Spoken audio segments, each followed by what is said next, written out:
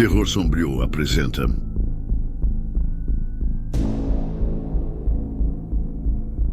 Seis histórias reais de terror em hospitais. Não vai dormir.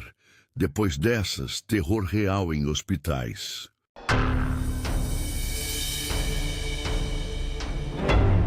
Diários de uma enfermaria. Hospital São Vicente. Clara era uma jovem enfermeira recém-formada. Seus olhos ainda brilhavam com a esperança de fazer a diferença na vida das pessoas. Seu primeiro plantão seria noturno, no Hospital São Vicente. Uma construção antiga, de paredes grossas e janelas que pareciam ter parado no tempo. Os corredores tinham um cheiro forte de éter e desinfetante, misturado a algo mais abafado. Era o tipo de lugar onde o passado parecia não ter sido apagado. Ela chegou ao hospital por volta das 6:30 da tarde. O sol estava se pondo atrás das árvores, lançando sombras longas sobre a entrada do prédio.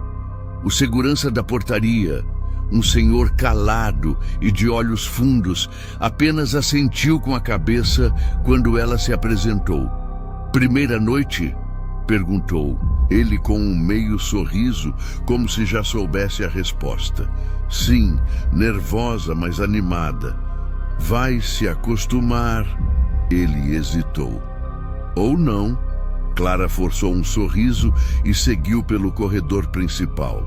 Foi recebida pela enfermeira-chefe, Dona Marlene, uma mulher bem séria, com anos de profissão marcados no rosto. Ela apresentou a ala noturna e os turnos. Tudo parecia normal, até que mencionou: "Evite a ala C, está em desuso. E não responda se ouvir barulhos vindo de lá. Às vezes é só o encanamento velho, só isso." Mas a forma como disse aquilo, como se já tivesse repetido a frase muitas vezes, mecanicamente, com medo de dizer mais. Era quase 3 da manhã quando Clara estava fazendo ronda. A ala estava silenciosa, exceto pelos bip dos monitores e pelo ocasional gemido distante de algum paciente. Ela seguiu anotando em sua prancheta quando um som agudo invadiu o corredor. O chamado da campainha de emergência. Quarto 209. Clara achou estranho e franziu a testa.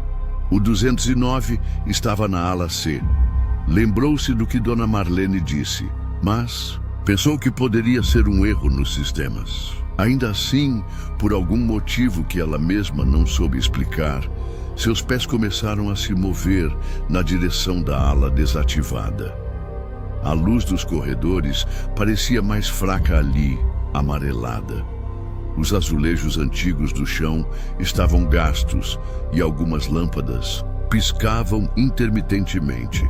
Quando chegou ao 209, a porta estava entreaberta. Ela empurrou devagar. A sala estava vazia, coberta por lençóis que escondiam os antigos equipamentos. O cheiro era forte, abafado de poeira e mofo, e algo mais, e então ela ouviu passos, leves, vindos do fundo do quarto. Clara virou-se, mas não viu ninguém. Deu 2 passos para dentro e ouviu um sussurro, próximo ao ouvido, tão claro, como se alguém estivesse bem atrás dela. "Você voltou." Ela girou rapidamente, mas não havia nada. Apenas a escuridão e os lençóis pendendo sobre velhos monitores. Voltou para o corredor em passos rápidos, o coração batendo no peito, como um tambor. "Na enfermaria", contou a colega, mas a resposta foi curta. "Esse quarto está fechado há anos, desde que... Bom, é só o prédio velho fazendo barulho." Mas os olhos da colega diziam outra coisa. Ela sabia, todos ali sabiam. Na 3ª noite de plantão, Clara tentava se convencer de que tudo aquilo era coisa da sua cabeça. Cansaço, tensão, sugestão. Mas os eventos da noite anterior não saíam de sua mente. Durante a madrugada, foi até a copa buscar café. O corredor estava novamente silencioso, até que viu uma mulher de costas no fim do corredor, uniforme branco antigo, daqueles bem antigos com touca. Parecia escrever em uma prancheta. Clara pensou ser uma médica ou alguma funcionária da limpeza. "Boa noite", disse, caminhando em sua direção. A mulher não respondeu. Apenas virou-se lentamente. O rosto era pálido, muito pálido. Os olhos fundos, apagados. Os lábios formaram um leve sorriso, mas era um sorriso triste, sofrido. E então ela desapareceu. Não correu, não sumiu aos poucos. Ela simplesmente deixou de estar ali, como se nunca tivesse existido. Clara deixou o café cair no chão. Correu de volta à enfermaria. Contou a dona Marlene, esperando zombaria ou preocupação. Mas a enfermeira apenas olhou para ela por longos segundos e disse: "Você viu a Maria?" "Maria?" "Ela trabalhava aqui. Década de 70, morreu em serviço, ataque cardíaco, sozinha. No mesmo quarto 209. Desde então, alguns dizem que ela ainda aparece." Clara decidiu que aquela seria sua última noite no Hospital São Vicente. Desde o encontro com a figura de Maria, ela vinha se sentindo esgotada, emocionalmente drenada. Mas como espírita, Clara acreditava que ninguém aparecia por acaso. E se aquela alma ainda estava ali, era porque precisava de ajuda. Ela passou o dia anterior em prece, concentrada, pedindo proteção e discernimento. Levou consigo um pequeno livro de orações e na mochila um lenço que sua avó havia benzido. Antes de sair de casa, acendeu uma vela e mentalizou luz para aquele lugar. Chegou ao hospital pouco antes da meia-noite. A tempestade anunciada caía lá fora com força. Os trovões pareciam sacudir a estrutura antiga do prédio. Na sala de descanso, Clara fez uma prece silenciosa, pedindo que, se Maria quisesse contato, que fosse uma noite de paz, de passagem, não de desespero. Por volta das 2h17 da manhã, a campainha soou. Quarto 209. Clara engoliu seco. Pegou seu livro de orações e seguiu pelo corredor deserto. As luzes estavam mais fracas que o habitual. Não sabia se era impressão sua ou se o próprio hospital parecia mais pesado. Como se tivesse algo acumulado ali, além da história, além da dor. Ao chegar na ala C, sentiu um arrepio tomar sua espinha. A porta do 209 estava aberta. Lá dentro, Maria. A mulher estava de pé, próxima à janela. Seu uniforme branco, antiquado, parecia úmido. Clara entrou devagar. Havia um cheiro de flores, lírios murchos. E por um breve instante, não teve medo. Sentiu pena. "Você quer ajuda para partir?" Clara perguntou com voz firme, mas gentil. Maria virou-se. Seus olhos estavam marejados, mas havia ali uma expressão de lucidez, de súplica. "Eles não me deixam sair." Clara se aproximou. Começou a rezar em voz alta, em tom firme, pedindo luz, misericórdia, proteção. A atmosfera mudou. A temperatura caiu ligeiramente. A janela rangeu com o vento, mas ela continuou orando. Foi então que Maria recuou, como se estivesse sendo puxada. Seu olhar se desviou para o canto do quarto. Clara também olhou. Ali havia algo. Não era visível como Maria, mas era perceptível, como um peso, como uma sombra sem forma que se movia sem som. Algo antigo, estagnado naquele hospital há muito mais tempo que qualquer paciente ou funcionário. Maria gritou: "Não, De dor, mas de frustração. Como alguém que tenta fugir, mas é segurado pelo tornozelo por mãos invisíveis. Clara recuou, trêmula. Continuou orando, mas agora sentia medo. Um medo real, não de fantasmas, mas do que ficava preso quando o sofrimento se recusava a ir embora. A luz da sala piscou. Clara sentiu que não era mais bem-vinda ali. Era como se aquele lugar, ou aquilo, a estivesse rejeitando. Saiu do quarto com lágrimas nos olhos, culpada por não conseguir ajudar. Na manhã seguinte, entregou sua carta de demissão. Disse que o hospital precisava de mais que profissionais. Precisava de limpeza, de luz, de respeito pelos mortos. Nunca mais voltou. Alguns meses depois, uma enfermeira chamada Júlia encontrou um caderno antigo guardado dentro do armário de limpeza da ala C. Na primeira página, uma anotação. Não era só a Maria, aquilo não era dela, mas ela ainda está lá, esperando alguém que a escute de verdade. Clara M. Naquela mesma semana, o chamado do quarto 209 voltou a tocar. Dessa vez, duas vozes responderam.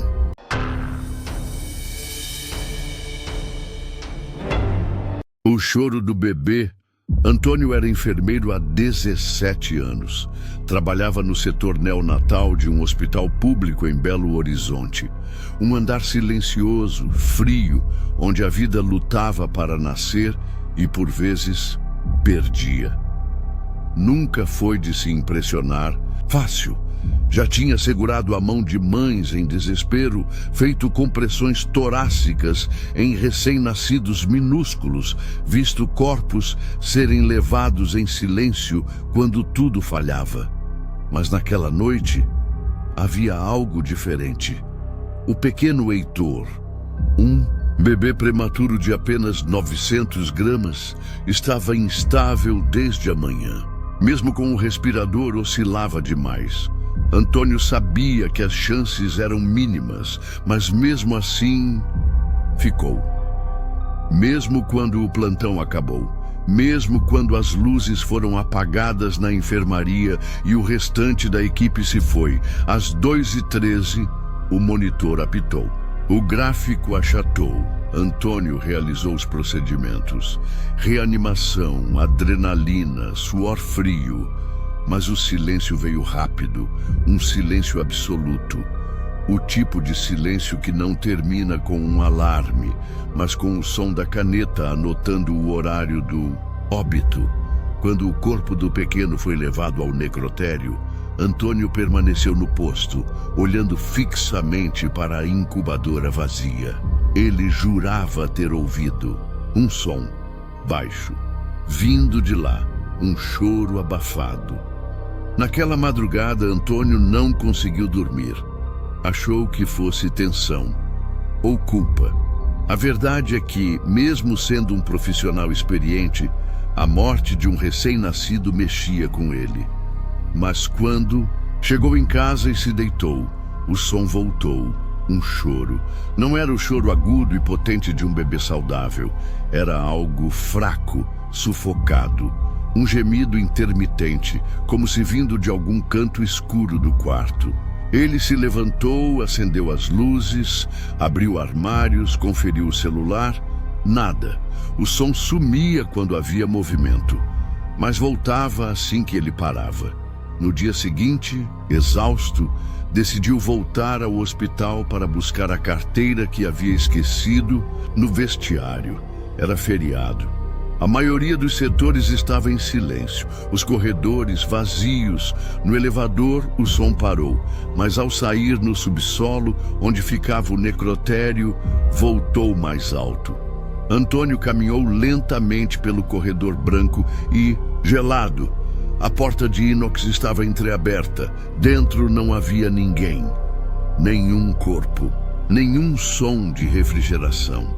Apenas o choro, vindo de trás dele, virou-se num tranco. O som cessou. Ele correu. subiu as escadas e, por instinto, foi direto para o estacionamento. Entrou no carro, largou as chaves no banco e, finalmente, respirou aliviado, até olhar no retrovisor. No espelho, algo o fez congelar. Um vulto pequeno, cinzento, quase desfeito, como a sombra de um bebê apoiada sobre seus ombros.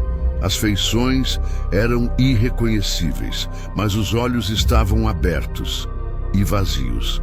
A pele parecia úmida, manchada, morta. Num impulso desesperado, Antônio girou o corpo, batendo as costas contra o banco. Não havia nada ali. O banco traseiro estava vazio, o carro em silêncio, mas o som, o choro, voltava, como se estivesse agora dentro de sua cabeça. Naquela noite, Antônio não voltou para casa. Dormiu no carro, trancado, com os olhos abertos, até o dia clarear. Nos dias seguintes, a rotina virou ruína. Ele começou a ouvir o som no banho, no trânsito, no supermercado, em todos os lugares. Dormir se tornou impossível. E pior, começou a ver o vulto, às vezes refletido em espelhos, às vezes entre as sombras dos corredores do hospital. A equipe notou sua mudança. Os olhos fundos, as mãos tremendo. Certa vez, um médico residente o encontrou sentado no chão do banheiro, com a cabeça entre os joelhos, murmurando palavras desconexas. Eu ouvi ele chamar. Eu ouvi ele chamar. Antônio foi afastado por recomendação psiquiátrica. Diagnóstico: episódio psicótico induzido por estresse traumático. Mas a internação não melhorou seu estado. No sanatório onde foi encaminhado, permanecia em silêncio quase o tempo todo, exceto à noite. Às madrugadas, os enfermeiros o ouviam chorar baixinho. Um choro rouco, quase infantil, como se fosse dele ou de alguém que ele ouvia. Certa vez, uma técnica de enfermagem nova na instituição comentou que passou por seu quarto e viu Antônio sentado na cama, com os braços abertos, como se embalasse algo invisível. Ele sorria, disse ela, mas era um sorriso triste, como o de alguém que perdeu, mas não conseguiu aceitar. Desde então, o quarto de Antônio ficou conhecido como o berçário. Alguns profissionais evitam se aproximar. Outros deixam pequenos brinquedos na porta. Não sabem exatamente o porquê. Só sentem que ali ainda há alguém chorando.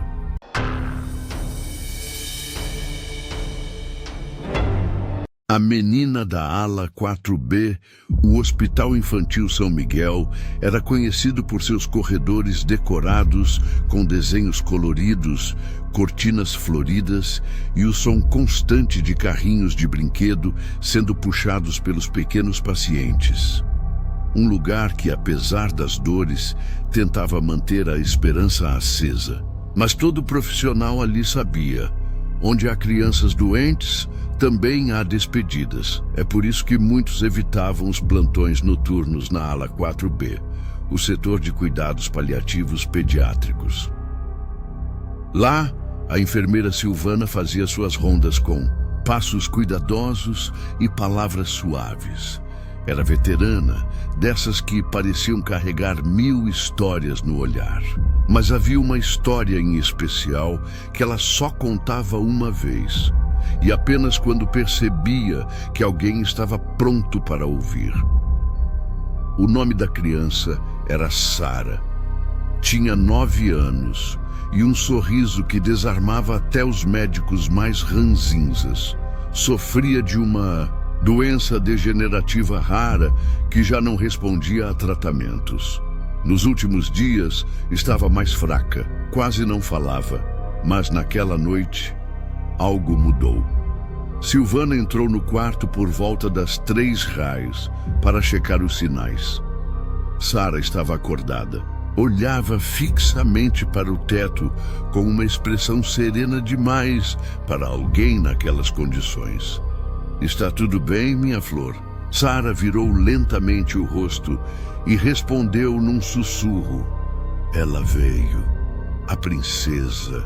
Silvana sentou-se ao lado da cama, tocando levemente o braço da menina. Já havia visto delírios antes, crianças confusas pelos medicamentos ou pela febre.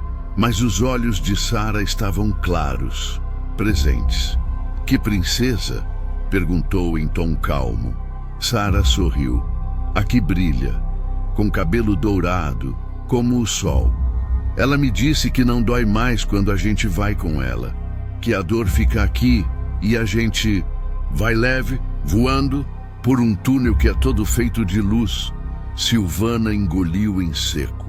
Nunca gostou de interromper essas conversas. Crianças em estado terminal criavam mundos próprios. Às vezes falavam com parentes já falecidos, anjos, animais, mas aquela descrição tinha algo diferente. E o que mais ela disse? Que ela vem só quando a gente está pronto e que eu posso segurar a mão dela quando não tiver mais medo. Silvana apertou os olhos, sentindo o impacto daquelas palavras. Naquela noite, Sara parecia mais viva do que nas últimas semanas e pela primeira vez pediu algo. Será que você pode me ajudar a pentear meu cabelo amanhã? Eu quero estar bonita, para quando ela voltar. Na manhã seguinte, Sara parecia, bem, frágil, mas desperta. Pediu uma tiara cor-de-rosa, daquelas que ela ganhara num mutirão de brinquedos. Silvana penteou seus cabelos com cuidado, trançando-os como uma pequena coroa. As outras enfermeiras estranharam a súbita melhora e até riram, achando que era mais um daqueles milagres de despedida que o hospital já testemunhara tantas vezes. Mas naquela noite, Sara não dormiu. Ficou acordada, de olhos abertos, olhando para o teto. Ela está perto, disse, mas não vai entrar se tiver muita gente. Silvana, com o coração apertado, fez companhia à menina por 1 hora inteira. Recitou orações, segurou sua mão, cantou baixinho uma canção de ninar antiga. Às 2h47, Sara olhou fixamente para um canto vazio do quarto. Seus olhos marejaram e ela estendeu a mão como se tocasse algo invisível. Agora eu posso ir? Silvana não respondeu, mas sentiu algo gelado passar ao lado dela. Um arrepio, um silêncio diferente, um vazio preenchido por algo que não se via, mas se compreendia. Sara faleceu em paz com um leve sorriso. Nenhuma dor, nenhum espasmo, como se tivesse apenas adormecido em um lugar mais leve. Semanas depois, Silvana comentou o caso com uma psicóloga do hospital. Contou sobre a princesa dourada, sobre o pedido para pentear os cabelos, sobre o túnel de luz. A resposta da psicóloga foi simples. Crianças criam símbolos para explicar a morte. Anjos, animais, princesas, é a forma delas transformarem o medo em beleza. Mas Silvana, mesmo entendendo aquilo, nunca esqueceu um detalhe. No dia em que morreu, Sara segurava uma folha de papel dobrada. Dentro havia um desenho infantil, uma figura feminina de vestido dourado, sorrindo e segurando a mão de uma menina. E atrás, escrito com a caligrafia trêmula de Sara, ela me prometeu que eu nunca mais sentiria dor. Desde então, a história da princesa da 4B passou a circular discretamente entre os funcionários do hospital. Alguns chamam de alucinação, outros de fé. Silvana não deu nome, mas toda vez que visita a ala 4B, olha para o canto do teto e diz em voz baixa: "Cuida dela aí em cima, tá bom?" A história de Sara nunca foi registrada em prontuários. Não virou estatística. Nenhum relatório do hospital menciona a princesa de vestido dourado que prometia libertação. Mas para Silvana e para aqueles que cruzaram a ala 4B depois dela, algo ficou. Não era o medo.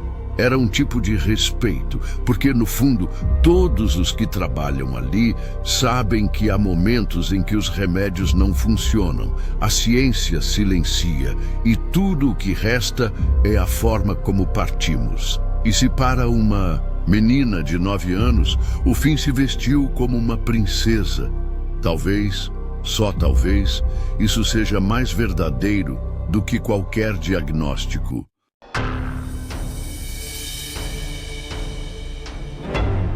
A presença do Corredor 9, ecos de um hospício esquecido.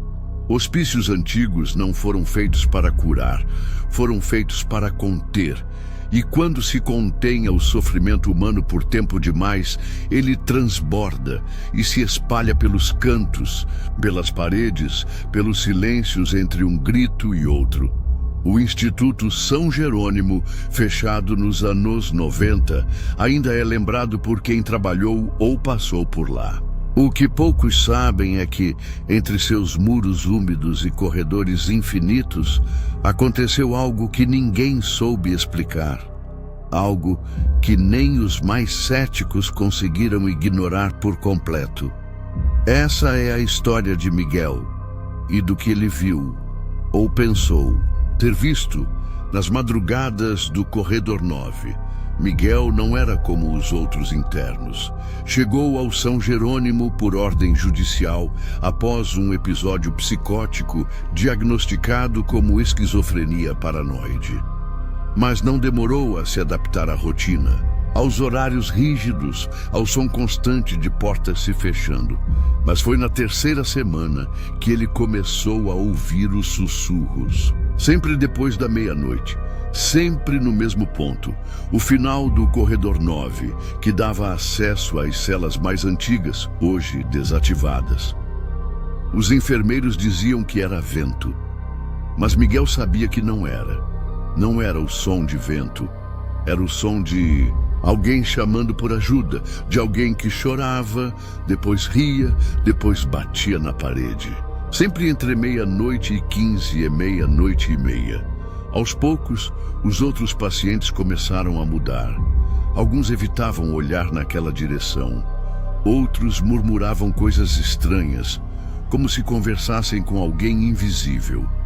Um deles arrancou as próprias unhas tentando abrir o chão, dizendo que a coisa estava embaixo da ala. Certa noite, Miguel acordou com um grito. Era um interno do quarto ao lado, babando, tremendo, olhos arregalados. Apontava para a porta, mas não conseguia formar frases. Ela passou por aqui, murmurava, com o lençol no rosto. Ela não tem rosto. A equipe médica aplicou sedação e o levaram para a ala psiquiátrica de isolamento.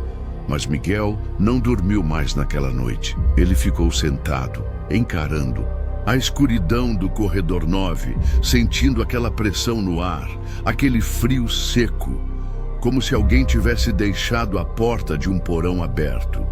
E então escutou passos, lentos, arrastados. 3 passos, pausa. 3 passos, pausa. Como alguém descalço, hesitante, arrastando um lençol pelo chão encerado, Miguel se levantou, aproximou-se da porta e, quando encostou o ouvido na parede, ouviu, nítido, perto demais, uma respiração ofegante que não era dele. Na tarde seguinte, enquanto limpava parte do pátio sob supervisão, Miguel encontrou algo que mudaria tudo. Um pequeno caderno, escondido atrás de uma pedra solta no jardim. Tinha anotações rabiscadas, frases soltas e desenhos de uma mulher envolta em lençóis, com os pés sujos e os braços muito longos. Assinava como ER. No final, em letra trêmula, estava escrito: Se alguém encontrar isso, por favor, não ouça os passos, não tente falar com ela, ela só quer ser ouvida, mas ouvir é o que te prende. Miguel levou o caderno ao quarto e passou a noite lendo. Descobriu que, anos antes, uma interna havia desaparecido dentro do hospital, após relatar que alguém a visitava à noite. Ninguém encontrou seu corpo, apenas sua cela vazia, com o lençol estendido no chão e as luzes piscando. Desde então, nos registros internos, passaram a se referir ao Corredor 9 como zona de contenção de delírios coletivos. Naquela noite, Miguel decidiu encarar, não para confrontar o que havia ali, mas para entender se era real. Sabia que podia estar alucinando, sabia que sua mente podia estar traindo ele, mas precisava saber. Esperou até 00:15. Levantou-se, foi até o fim do corredor, sentindo os pelos do braço arrepiarem um a um. Ali, de frente para a porta selada da cela 97, sentiu. O ar parou, o silêncio virou um ruído, e de trás da porta veio um choro. Não era o choro de uma mulher, nem de uma criança, era um choro vazio, como um eco tentando se lembrar do que sentia. Miguel recuou, tremia, mas antes de se afastar, ouviu algo no ouvido, sussurrado com uma voz que não era humana, nem completamente inumana. Você me ouviu. Agora é sua vez. Poucos meses depois, o Hospital São Jerônimo foi desativado. As autoridades alegaram falta de verba e estrutura precária. Miguel foi transferido para outra clínica, mas desde então, nunca mais falou. Fica sentado o dia todo, desenhando, sempre o mesmo corredor. Sempre a mesma silhueta enrolada num lençol, de cabeça baixa, com os pés sujos. Ninguém mais entra na cela 97. Mas, segundo um segurança que guarda o prédio abandonado, as luzes do Corredor 9 ainda acendem sozinhas, sempre às 00:15.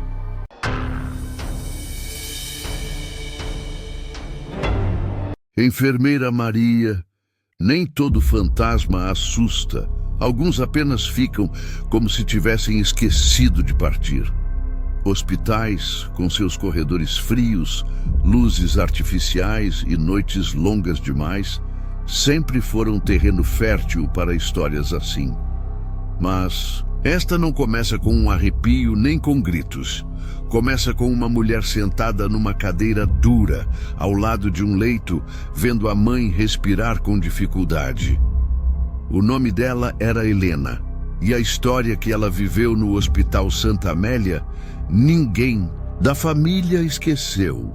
A mãe de Helena havia sido internada às pressas, após uma crise respiratória grave. Tinha 78 anos, coração fraco e um histórico de internações que deixava os médicos em alerta. Era noite quando Helena chegou ao hospital e não quis sair mais. O quarto ficava no fim do corredor do 3º andar. Um daqueles quartos silenciosos demais, onde o tempo parece se alongar. As luzes do teto piscavam de vez em quando. O ar-condicionado fazia um zumbido constante, quase hipnótico. Helena estava exausta, cochilando numa poltrona velha, quando ouviu passos leves no piso encerado. Abriu os olhos e viu uma enfermeira entrando. Usava um uniforme branco tradicional, com uma touca simples. O rosto sereno, já com algumas rugas, mas os olhos, havia algo de muito acolhedor neles. A mulher se aproximou calmamente, colocou a mão sobre a testa da mãe e murmurou algo que Helena não conseguiu entender. Depois virou-se para ela e disse apenas: "Ela vai descansar melhor. Agora está com medo, mas não está sozinha. Helena tentou agradecer, mas antes que dissesse qualquer coisa, a enfermeira já havia saído pela porta sem fazer barulho. Na manhã seguinte, ao ser substituída por uma prima, Helena foi até a enfermaria para agradecer à profissional que havia cuidado da mãe durante a madrugada. Mas nenhuma das enfermeiras de plantão parecia corresponder à descrição. Alta, uniforme branco tradicional? Não temos ninguém assim no turno da noite, respondeu uma das técnicas de enfermagem. Todas usam jaleco azul escuro, é o padrão agora. Helena insistiu, descreveu o rosto da mulher, o jeito de andar, até que uma das funcionárias mais antigas parou de preencher a ficha e perguntou em voz baixa: "Você viu a enfermeira Maria?" Helena franziu o senho. "Maria?" A funcionária assentiu. "Trabalhou aqui por mais de 30 anos, sempre no noturno. Morreu aqui dentro mesmo. Ataque fulminante há uns 5 anos. Mas dizem que ela ainda aparece quando alguém está perto de partir." Helena riu, nervosa. Achava que era uma brincadeira. Até entrar na sala dos prontuários e ver pendurado em uma moldura antiga um quadro com várias fotos de ex-funcionários. E ali estava ela, a mulher da noite passada. Mesma expressão calma, mesmo olhar acolhedor. E a legenda, abaixo do retrato, dizia: Maria dos Anjos, enfermagem, 1975 a 2018. Naquela mesma tarde, a mãe de Helena piorou. Os médicos disseram que ela estava entrando em falência múltipla. A família foi chamada. Na penumbra do quarto, cercada de aparelhos e sons intermitentes, Helena segurou a mão da mãe e tentou dizer algo bonito, algo reconfortante. Mas chorava demais para formar frases. Foi então que sentiu uma presença. Não viu ninguém entrar, mas viu a respiração da mãe se acalmar. O monitor cardíaco estabilizou por alguns segundos e por um instante jurava ter sentido um leve perfume de lavanda, o mesmo que sentira na noite anterior quando aquela enfermeira estivera no quarto. A mãe partiu em paz, com um suspiro quase sorridente, e Helena, mesmo entre lágrimas, sentiu que havia algo, ou alguém, que tornara aquele momento menos solitário. Até hoje, Helena evita contar essa história em voz alta. Teme que zombem dela, que digam que era o cansaço, o estresse ou a dor da perda que criou aquela lembrança. Mas toda vez que volta ao Hospital Santa Amélia, passa pelo corredor antigo, olha para o quadro de fotos e murmura: "Obrigada, Maria." Porque, às vezes, o que mais assombra não é o que assusta, é o que permanece.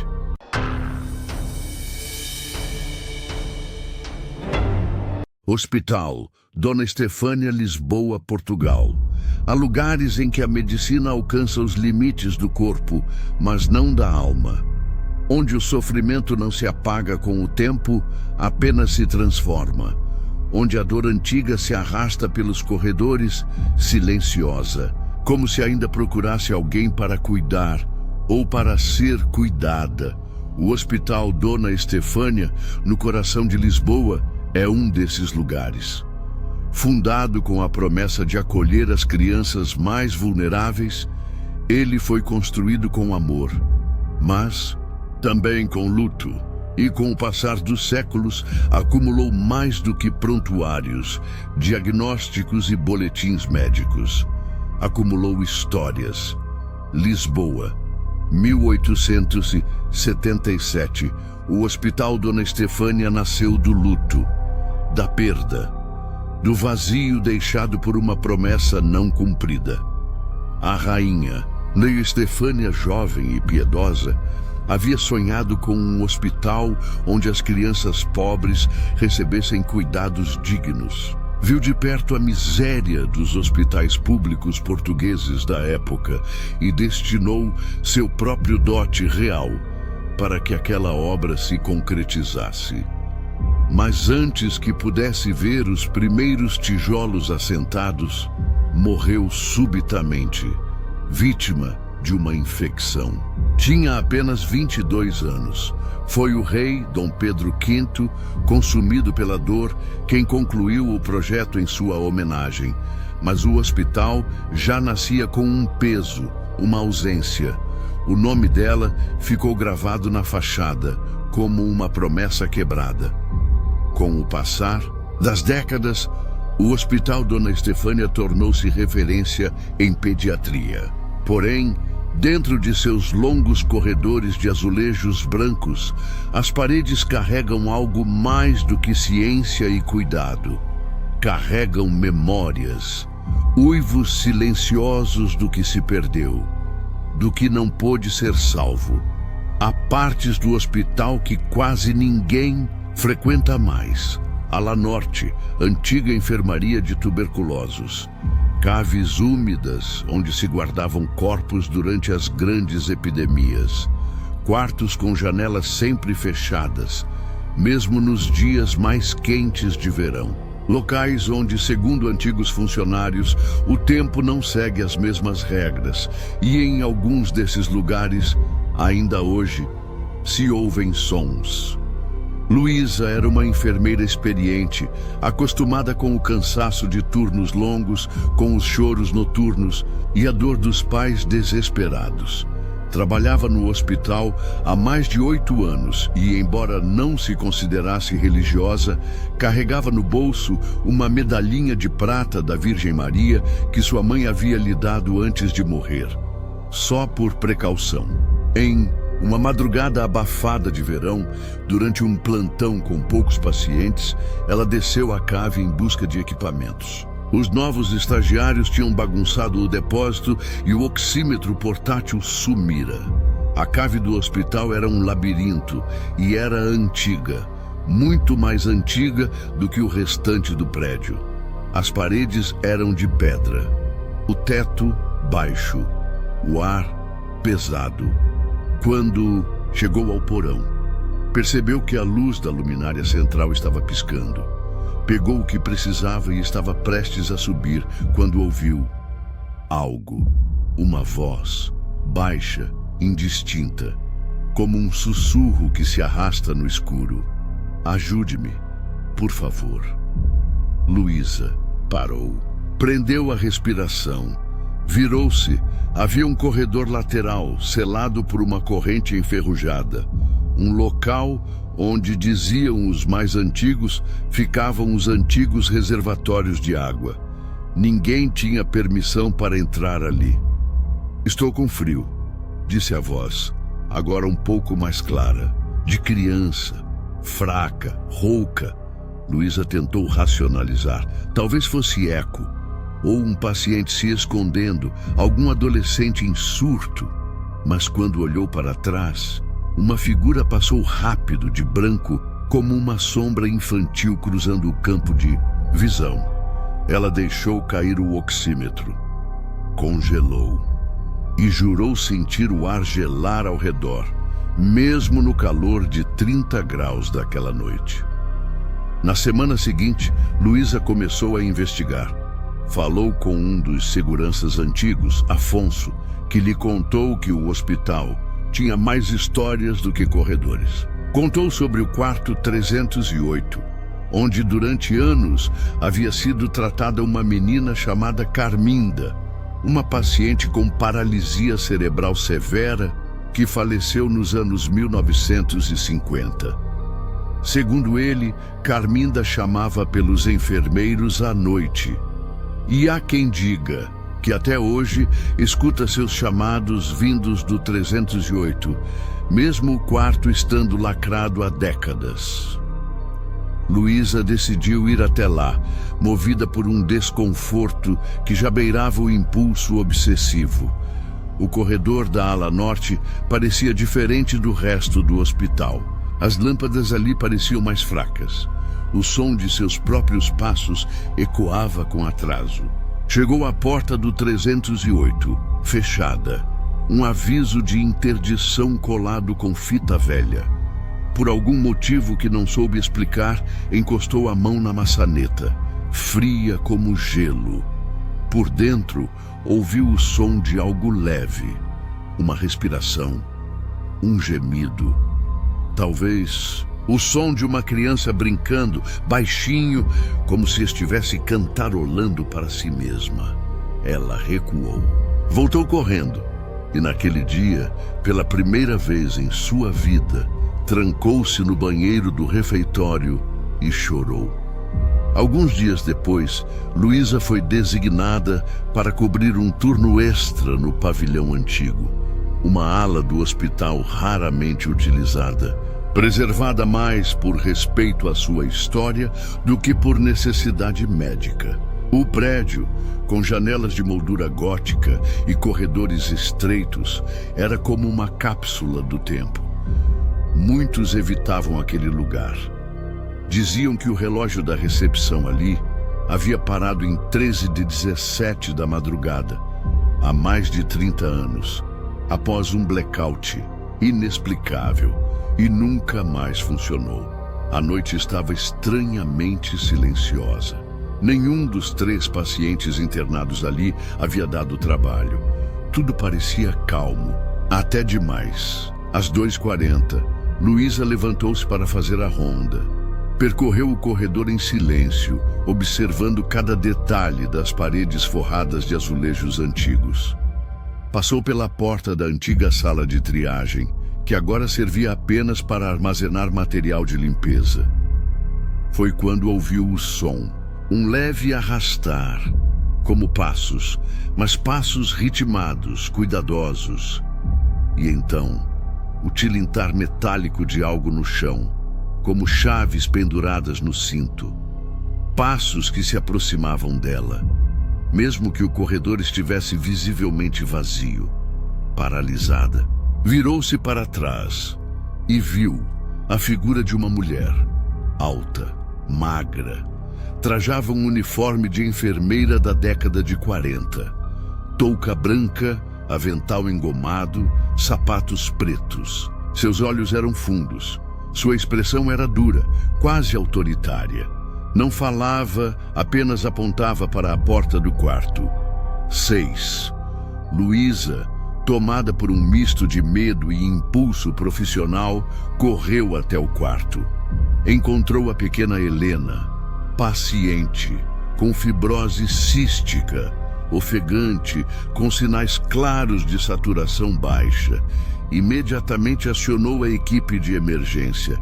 Graças à rapidez no atendimento, a criança foi estabilizada. No relatório médico foi escrito: socorro imediato, evitou parada respiratória. Horas depois, no fim do plantão, Luísa comentou o ocorrido com uma enfermeira mais velha, Dona Marília, que trabalhava ali desde os anos 70.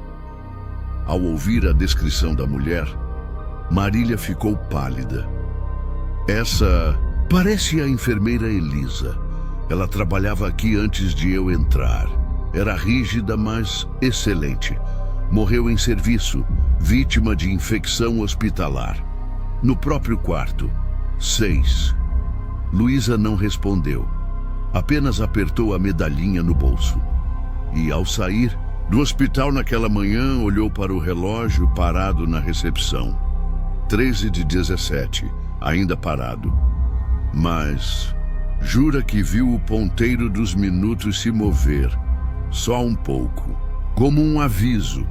O que Luísa viveu naquela noite poderia ser descartado como estresse, como alucinação provocada pelo cansaço, se não fosse pelo fato de a menina ter sobrevivido por causa de um socorro que ninguém havia solicitado. E se, naquele hospital, a linha entre o mundo dos vivos e dos mortos não fosse assim tão clara? Talvez alguns que morreram ali ainda estejam cuidando, cumprindo turnos eternos, alertando silenciosos os que ainda respiram. No Hospital Dona Estefânia, o tempo pode parar. Mas o que existe ali dentro, não. Porque onde há crianças, há dor. Onde há dor, há memória. e onde há memória, há presenças que jamais foram embora. Se você já passou por algo parecido ou tem alguma teoria sobre o que aconteceu, deixe seu comentário aqui embaixo. E se ainda não se inscreveu, faça isso agora, porque histórias como essa estão longe de acabar. Nos vemos no próximo vídeo, onde o impossível se torna real.